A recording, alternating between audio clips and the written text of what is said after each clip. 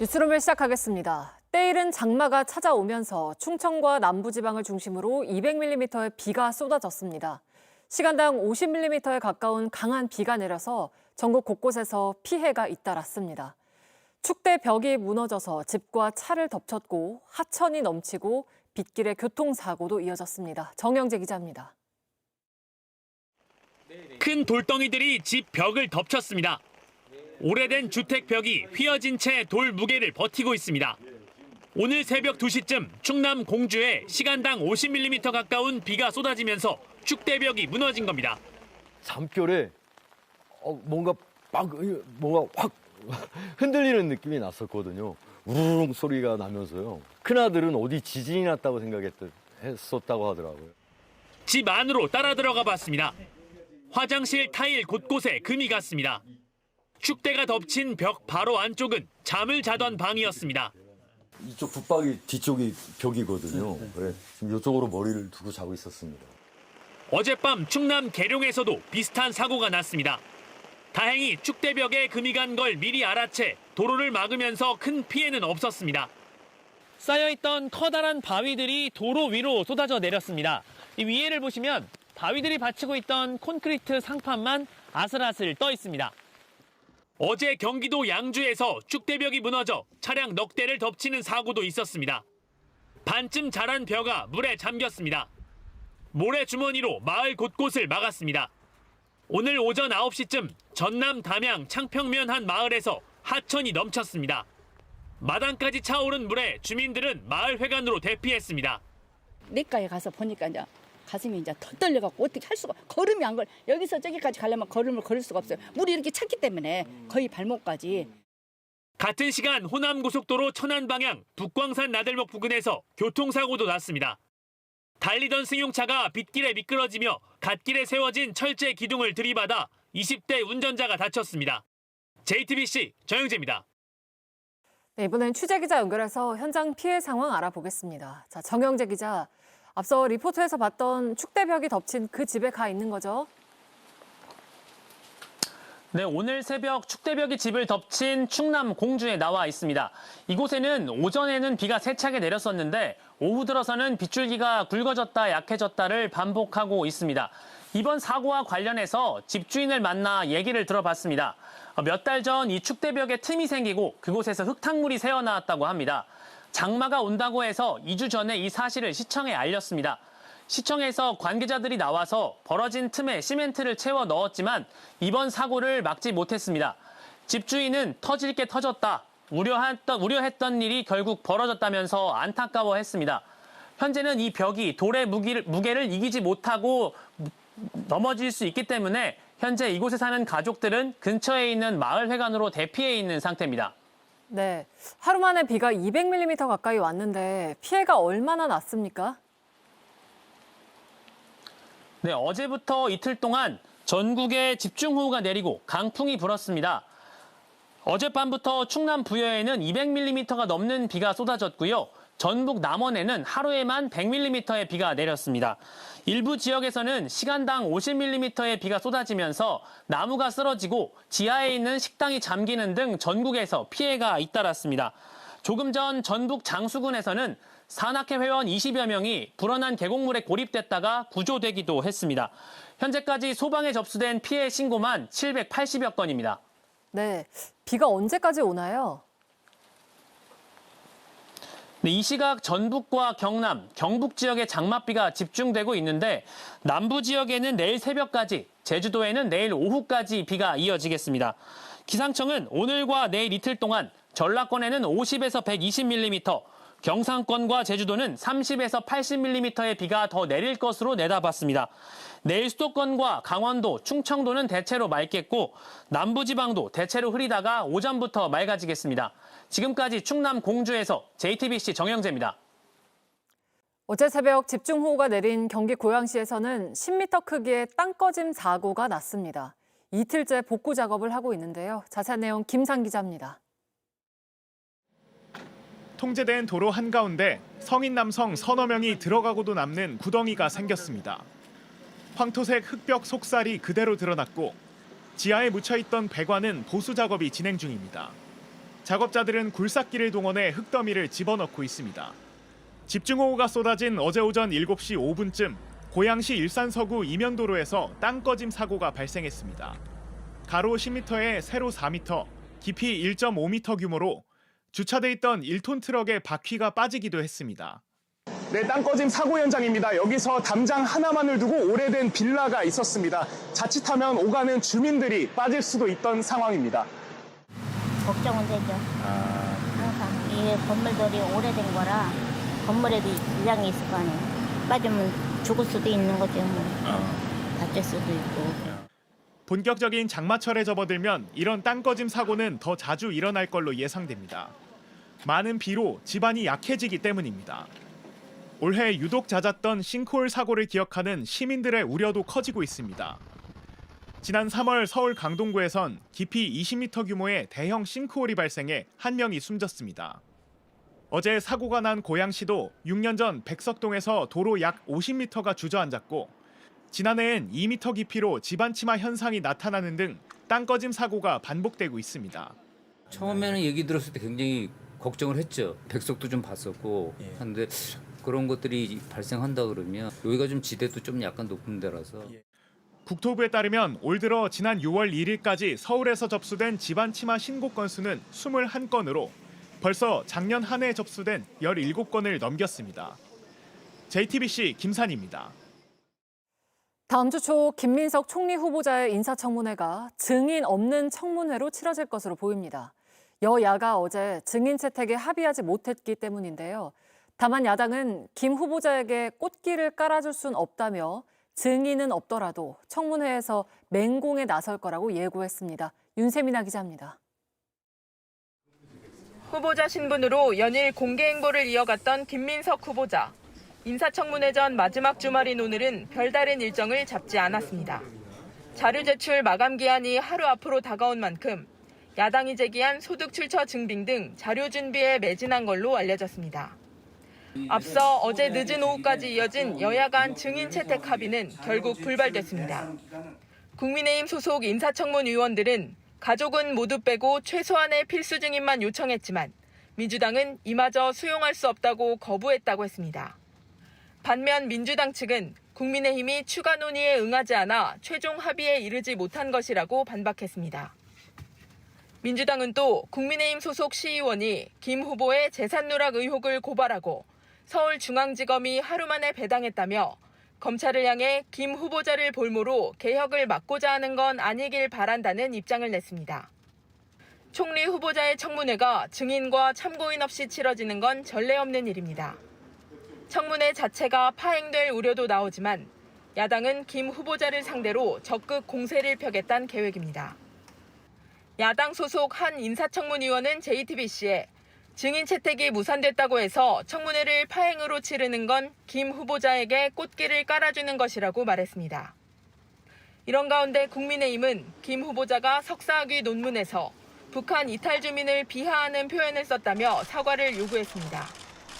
이에 대해 김 후보자 측은 야당의 공세에 일일이 대응하지 않겠다며 청문회에서 설명하겠다고 했습니다. JTBC 윤세민입니다. 이재명 대통령이 내일 여야 지도부를 불러서 오찬을 합니다. 취임 18일 만입니다. 야당에선 법사위원장 자리나 김민석 총리 후보자 인사청문회 문제 등 국회 현안을 언급할 것으로 보입니다. 김필중 기자의 보도입니다. 이재명 대통령과 여야 지도부의 오찬은 내일 낮 12시 서울 한남동 관저에서 진행됩니다. 민주당에선 당대표 권한대행을 함께 맡고 있는 김병기 원내대표가, 국민의힘에선 김용태 비상대책위원장과 송원석 원내대표가 참석합니다. 이 대통령은 지난 4일 취임 선서날 국회에서 여야 지도부와 비빔밥 오찬을 했습니다. 18일 만에 야당 지도부를 초청한 건데 앞서 윤석열 전 대통령은 720일, 문재인 전 대통령은 9일, 박근혜 전 대통령은 46일, 이명박 전 대통령은 59일이 걸렸습니다. 이 대통령은 주로 주요 7개국 정상회의의 성과를 설명할 것으로 보입니다. 대통령께서는 G7 정상회의 관련 여러 내용들을 소상히 설명할 계획이고 기타 의제 제한 없이 허심탄회한 대화를 나누겠다고 하셨습니다. 야당에선 주로 법사위원장 자리 등 국회 원내 현안을 언급할 것으로 예상됩니다. 그동안 야당은 권력 견제를 위해서라도 법사위원장을 넘기라고 주장해왔고 여당은 지난 지도부 때 이미 합의된 내용이라며 맞서고 있습니다. 김민석 총리 후보자 인사청문회와 3대 특검 문제도 안건으로 오를 예정입니다.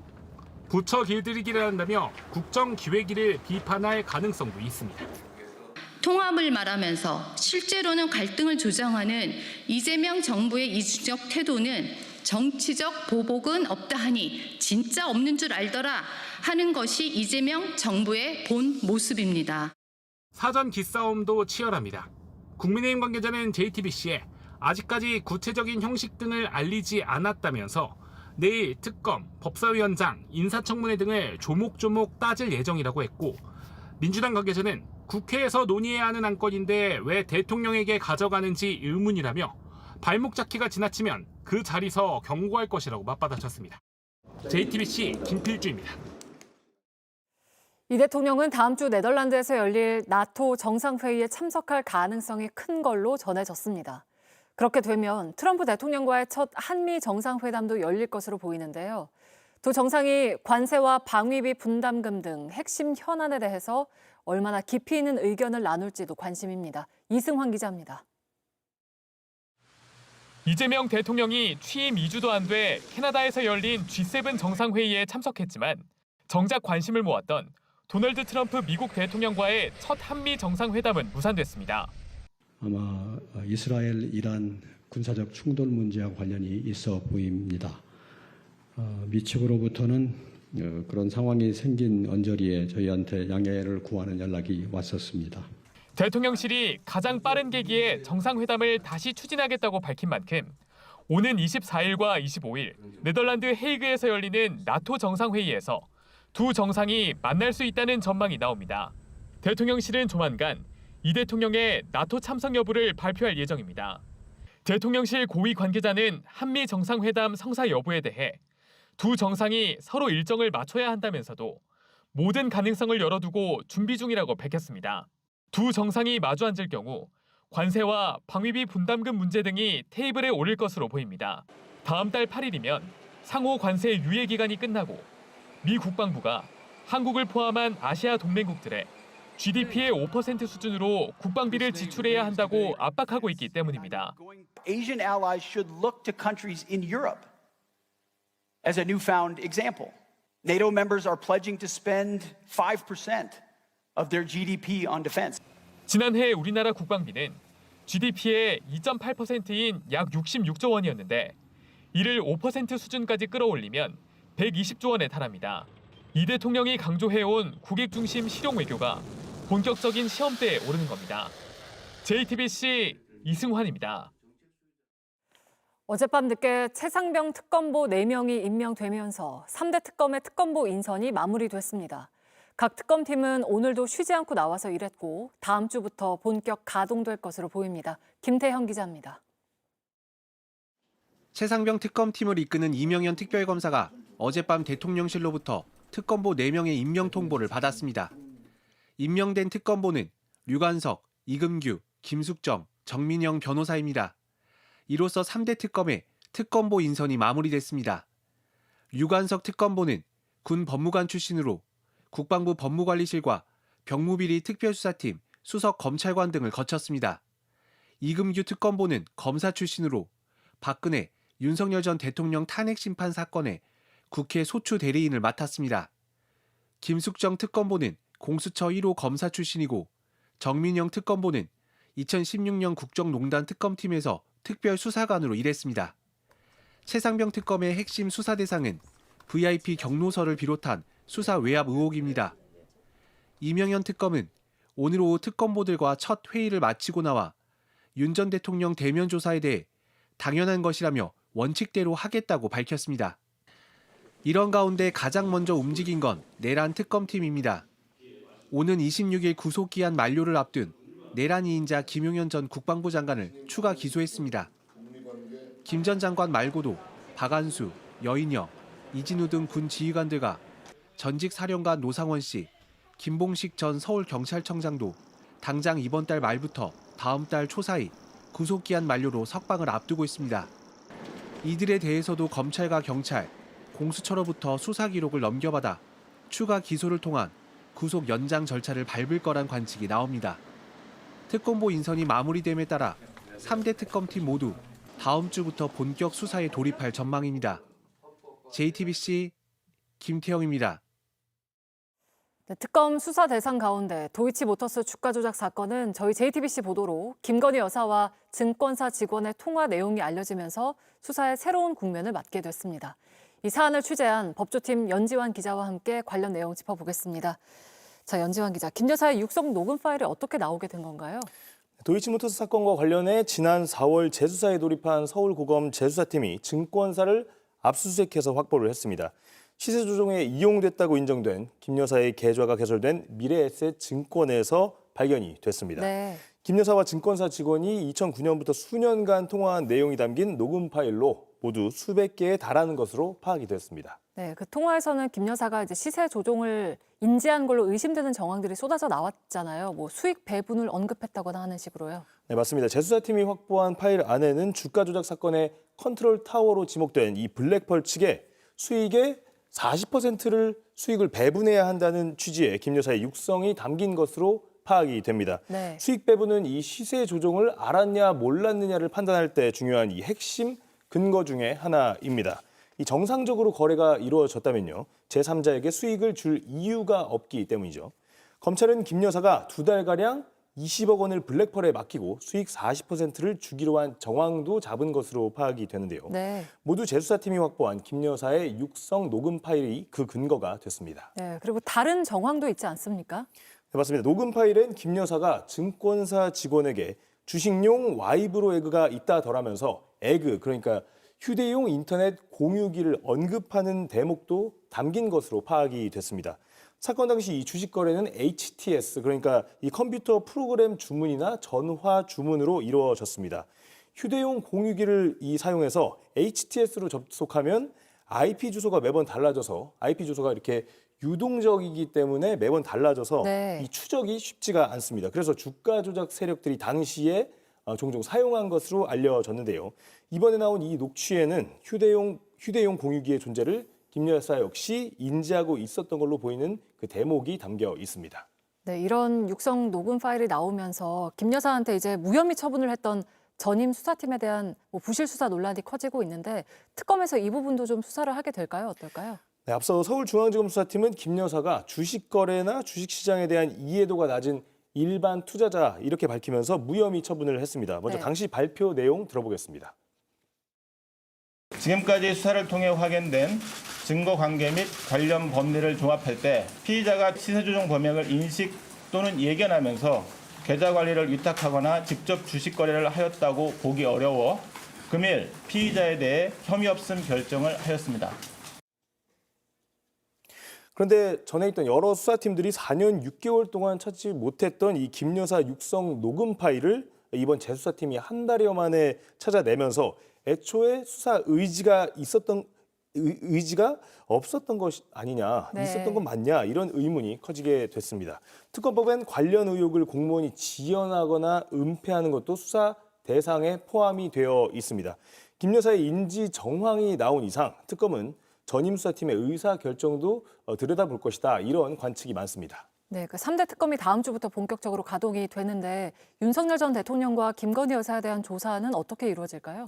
네, 윤석열 전 대통령과 김 여사에 대한 대면 조사는 이루어질 것이다, 이런 관측도 역시 많습니다. 특검들도 의지를 내비치고 있는데요. 윤 전 대통령은 관련 질문에 최근 이렇게 반응했습니다. 먼저 듣고 오겠습니다. 세계 특검 모두 저 사람들 좀 보게 이 앞을 가로막지 좀 말아주시면 안 되겠어요? 네? 이쪽으로 조금 앞으로. 네? 세계 특검 모두 정치보복 특검이라고 보십니까? 김건희 특검인 민중기 특검은 오늘 출근길에 수사 개시 시점에 대해서 특검보들과 논의하고 있다, 이렇게 밝혔고요. 순직해병 특검인 이명현 특검은 윤 전 대통령 대면 조사는 당연하다, 원칙대로 하겠다, 이런 입장인 것으로 전해졌습니다. 네, 잘 들었습니다. 법조팀 연지환 기자와 함께했습니다. 인천에서 접근 금지 명령이 끝난 지 일주일 만에 부인을 찾아가 살해한 혐의를 받는 60대가 구속됐습니다. 또 경기 남양주에서는 40대가 몰던 SUV가 현금 인출기 쪽으로 돌진해서 운전자를 포함해 2명이 다쳤습니다. 송승환 기자입니다. 지난 19일 오후 60대 남성 A씨는 인천 부평구에 있는 오피스텔 현관 앞에서 60대 부인에게 흉기를 휘둘러 살해한 혐의를 받고 있습니다. 구속 심사를 받기 위해 법원에 출석한 A씨는 피해자와 가족에게 미안하지 않다고 말했습니다. 돌아가신 아내분께 할 말 없으세요? 나는 잘했다고 여겨요. 주권금지 끝났는데 내 집인데 내가 들어가야지 어디 미안한 거 없어요. A씨는 지난해 12월 법원으로부터 부인 주변 100m 이내 접근 금지와 연락 제한 명령을 받았습니다. 지난 12일 조치 기간이 끝나자 일주일 만에 범행을 저질렀습니다. 피해자는 사건 당일 경찰서에 가 스마트워치를 요청했는데 지급되기 전 사건이 발생했습니다. 법원은 A씨에 대해 구속영장을 발부했습니다. 오늘 오전 1시 39분쯤 부산 한 아파트 화단에서 10대 3명이 쓰러진 채 발견됐습니다. 이들은 병원으로 옮겨졌지만 숨졌습니다. 조사 결과 이들은 같은 고등학교 학생들이었습니다. 부산교육청은 긴급 대책회의를 열어 공동대책반을 구성하고 학생들이 다니던 학교에 대한 특별 감사에 착수했습니다. 오늘 오전 10시 20분쯤 경기 남양주시에서 40대 남성이 몰던 SUV가 은행 현금 자동 입출금기 부스로 돌진했습니다. 이 사고로 운전자와 부스 안에 있던 다른 40대 남성이 다쳤습니다. 경찰은 차량의 사고 기록 장치와 주변 CCTV 영상 등을 참고해 사고 원인을 조사하고 있습니다. JTBC 송승환입니다. 이스라엘과 이란은 오늘도 공습을 주고받았습니다. 벌써 9일째입니다. 중동 전역에서 이스라엘과 미국에 대한 반감을 시위로 분출하는 가운데 외교적 돌파구를 찾으려는 노력은 성과를 거두지 못하고 있습니다. 윤재영 기자입니다. 양국의 공습은 오늘도 계속됐습니다. 이란이 간밤에 발사한 미사일로 이스라엘의 건물은 불에 타고 무너졌습니다. 주요 도시에서는 공습 사이렌이 울렸고 상공에서는 폭발음이 이어졌습니다. 이스라엘군은 이란 중부의 미사일 저장고와 발사 인프라를 향해 새로운 공격을 개시했다고 밝혔습니다. 이란 최대 핵 연구단지가 있는 중부 도시 이스파한에서도 폭발음이 감지됐고 이란군 베테랑 지휘관들도 표적 살해됐습니다. 외교적 돌파구는 좀처럼 보이지 않습니다. 현지 시간 어제 스위스 제네바에서 열린 유럽 3국과 이란 외무장관 간 협상은 별다른 성과 없이 끝났습니다. We are keen to continue ongoing discussions and negotiations with Iran, and we urge Iran to continue their talks with the United States. 반면 이란은 자위권 행사를 거듭 강조하며 공격이 계속되는 한 협상은 없다고 맞섰습니다. 이란 전역에서는 대규모 반이스라엘 반미 시위가 일어났습니다. 미국과 이스라엘 국기를 불태우며 격한 반감을 드러냈습니다. میخوام بگم که آمریکا هیچ غلطی نمیتونه بکنه. اسرائیل هیچ غلطی نمیتونه بکنه. 레바논과 예멘 등 중동 곳곳에서도 비슷한 반이스라엘 시위가 이어졌습니다. 이란 이슬람 혁명 수비대 장성인 모센 레자에이는 국영방송 인터뷰에서 핵물질은 이미 모두 안전한 장소로 옮겨졌다고 했습니다. 미국이 농축우라늄이 저장된 핵시설인 포르도를 타격하더라도 원하는 목표를 이루긴 어려울 것이란 주장입니다. 공습 이후 종적을 감춘 이란 최고 지도자 알리 하메네이는 테헤란 인근 라비잔 지하 벙커에 은신해 있는 걸로 추측됩니다. JTBC 윤재영입니다. 이런 가운데 트럼프 미국 대통령이 이란에 2주 시한을 제시했습니다. 핵 개발을 멈추지 않으면 군사 행동을 불사하겠다는 경고도 했습니다. 하지만 존 볼턴 백악관 전 국가안보 보좌관은 말뿐인 엄포 아니냐고 지적했습니다. 로스앤젤레스에서 홍지은 특파원입니다. 트럼프 대통령이 이란의 핵 개발을 포기하라며 최종 시한을 줬습니다.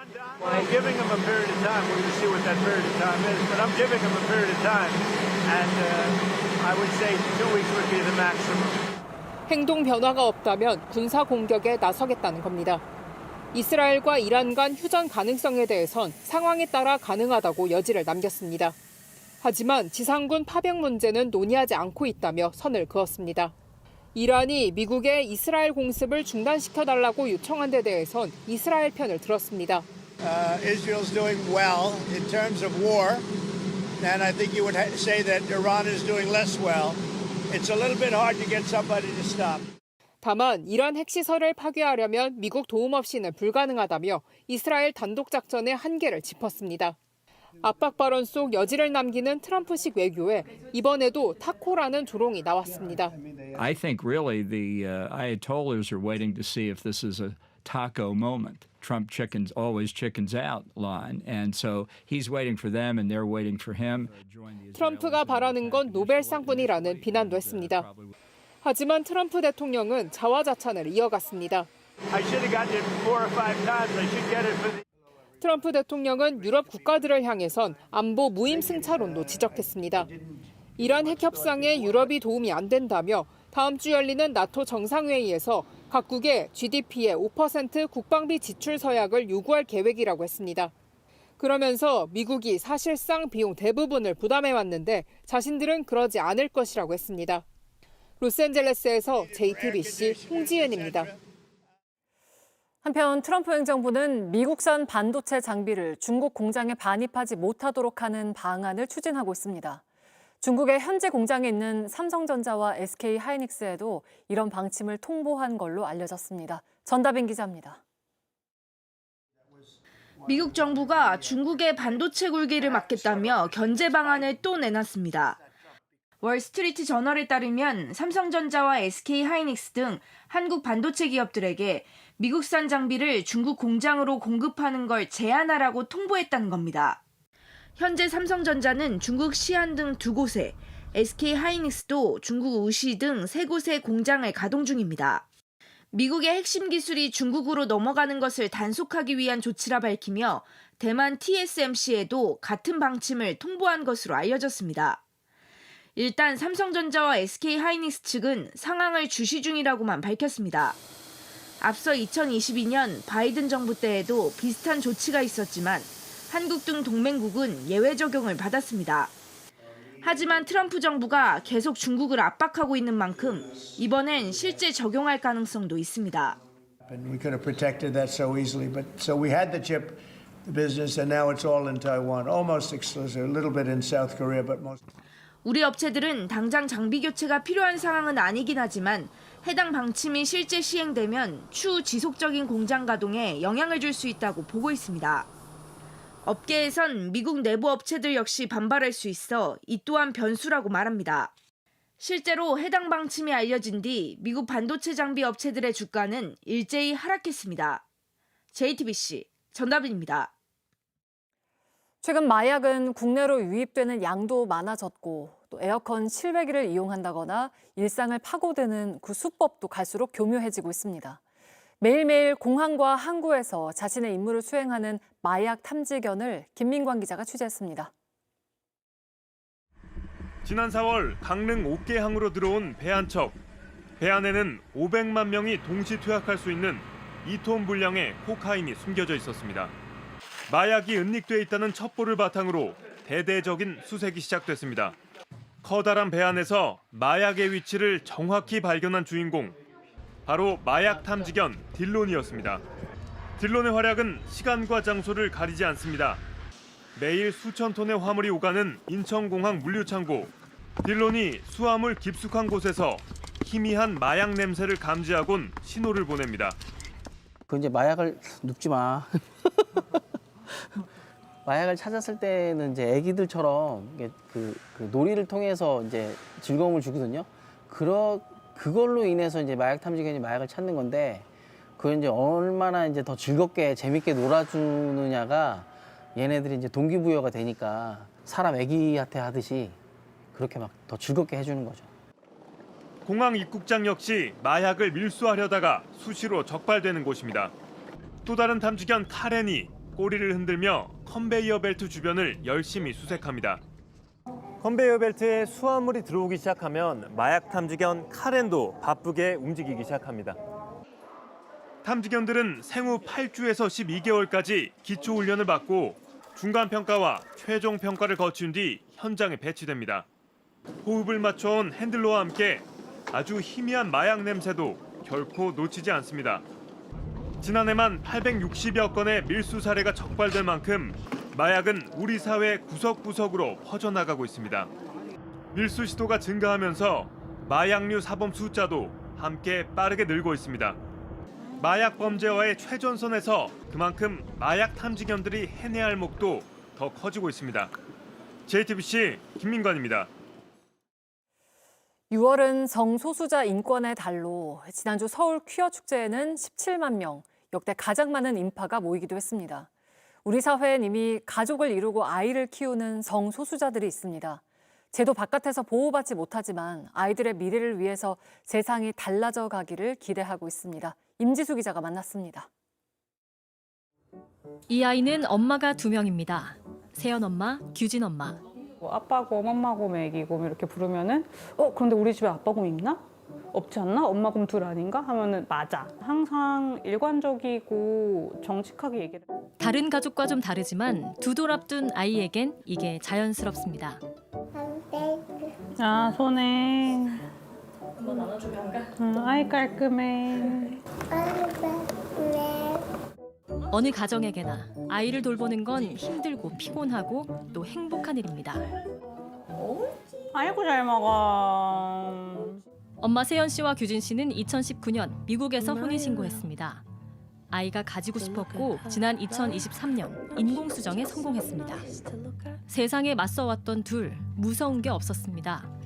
하지만 아이가 겪을 세상은 두려웠습니다. 저희를 좋아하지 않는 부모님들도 있는 걸로 알고 있는데 무슨 일이 생기면은 본인들한테 얘기를 해라. 내가 차별이 없도록 도와주겠다.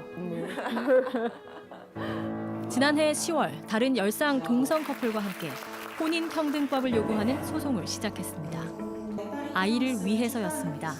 놀다가 지나 아이가 응급실에 갔을 때 법적 부모가 아니어서 아이에 대한 치료의 결정이 늦어지지는 않을지. 예상했지만 기각 판결문이 하나둘 날아들었습니다. 그래도 이들은 포기하지 않습니다. 20년 넘게 동거를 하고 있는 50대 커플입니다. 저희 배우자 환갑 잔치 때는 저희가 법적으로 인정이 되는 부부가 돼서 신나는 잔치를 했던 게 종교인분들이 점점 더 늘고 있어요. 우리 이 종교 안에도 있구나. 지금 내가 목회자로서 어떻게 이들을 서포트하고 지지해야 하나 방법을 모르시니까. 변화는 조용하고도 확실하게 이뤄지고 있습니다. 모두가 어떤 부분에서는 항상 소수자성을 띠고 있다고 생각해요. 근데 항상 다양성이 존중받는 사회가 모두가 살기 좋은 사회라고 생각을 하고. 이 아이가 자랄 세상은 조금 더 달라질 수 있습니다. JTBC 임지수입니다. 방탄소년단 슈가가 병역 의무를 마치고 오늘 소집 해제되면서 멤버 7명 모두 복귀했습니다. AP 등 외신도 BTS 팬들에게 기념비적인 순간이라며 2년 6개월의 이른바 군백기가 끝난 사실을 비중 있게 전했습니다. 빠르면 올해 말이나 내년 초 완전체 복귀가 예상되는 가운데 K-팝 시장도 다시 살아날 것으로 보입니다. 뉴스룸 마치겠습니다. 고맙습니다.